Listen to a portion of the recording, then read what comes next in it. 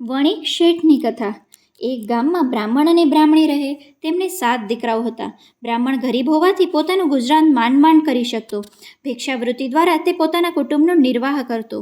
ભિક્ષાવૃત્તિમાં કોઈ દિવસ વધારે મળે અને ક્યારેક ખાલી જોડી લઈ ઘેર આવે. આનાથી ઘરમાં કંકાટ થાય. એક દિવસ એક પ્રભાવશાળી સંન્યાસી બ્રાહ્મણને રસ્તામાં મળ્યા.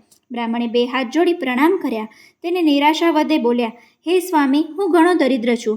આ દરિદ્રતામાંથી મારો છુટકારો થાય તેવો કોઈ ઉપાય બતાવો તો સારું.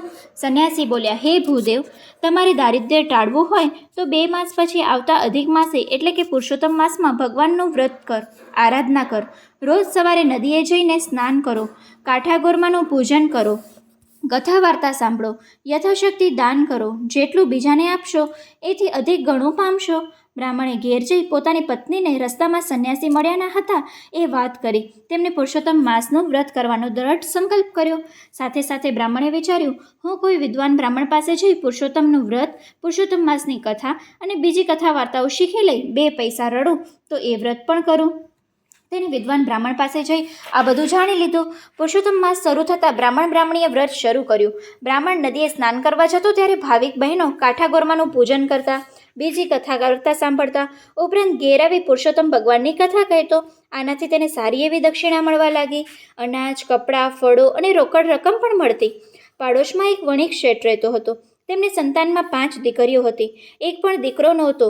વણિક પત્ની ગર્ભવતી હતી. તે બ્રાહ્મણીની કથામાં જ હતી. એક દિવસ તેને બધા કથા સાંભળ્યા ગયા પછી બ્રાહ્મણને આ વખતે પોતાને પુત્ર થાય એવો ઉપાય બતાવવા કહ્યું. બ્રાહ્મણે તેને પુરુષોત્તમ માસનું વ્રત કરવાનું જણાવ્યું. વણિક પત્નીએ પોતાની પતિની વાત કરી. શેઠ ધર્મમાં માનતા નહીં, પુણ્યદાનમાં માનતા નહીં, છતાં આ વખતે પોતાની પત્નીને પુત્ર થાય તે આશયથી વ્રત કરવાનું કબૂલ્યું. કદાચ ભગવાન આ વખતે પુત્ર દે.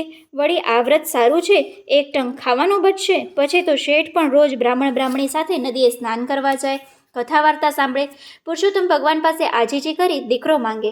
પણ જ્યાં દાન દક્ષિણાની વાત આવે ત્યારે વણિક આડું જોઈ જાય. એમ કરતાં શુક્લ એકાદશી આવી. એકાદશીની રાત્રે વણિક શેઠને સ્વપ્ન આવ્યું. તેમાં ભગવાન પુરુષોત્તમ વણિક શેઠને ઉદ્દેશીને કહે, હે વણિક, તું ધર્મમાં માનતો નથી. તારી પાસે અઢળક સંપત્તિ હોવા છતાં કંઈ દાન કરતો નથી. તેથી તને પુત્ર સુખ પ્રાપ્ત થતું નથી. મેં તે મારું વ્રત કર્યું છે, તેથી હું તારા ઉપર પ્રસન્ન થયો છું. તું જેમ કહીશ તેમ તને અવશ્ય મળશે. તને પુત્ર પ્રાપ્તિ થશે.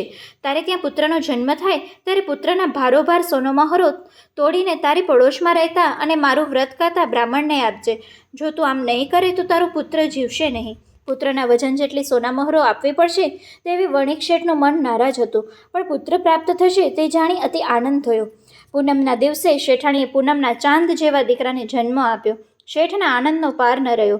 દાયણે જ્યારે પુત્ર જન્મના સમાચાર આપ્યા કે શેઠે તરત જ પોતાની આંગળીમાંથી વીંટી કાઢી અને તેને ભેટમાં આપી. પુરુષોત્તમ ભગવાનની પૂજા કરી અને તેનું દિલ ખોલીને ગરીબ ગુરબાને દાન કીધા. પછી બ્રાહ્મણીને પોતાને ત્યાં બોલાવી પુત્રના વજન જેટલા જ સોના મહોરોનું દાન કર્યું. બ્રાહ્મણનું દારિદ્ર્ય ઘટ્યું. આખી જિંદગી બેઠા બેઠા ખાય તેટલું ધન તેને મળ્યું. બ્રાહ્મણી અને શેઠ શેઠાણીએ આજીવન પુરુષોત્તમ માસનું વ્રત કરવાનો સંકલ્પ કર્યો. પુરુષોત્તમ કી આસ એક, દૂજી આશ નિરાશ, નદી કિનારે ઘર કરો, કબહુ ના લાગે પ્યાસ. બોલો પુરુષોત્તમ ભગવાનની જય.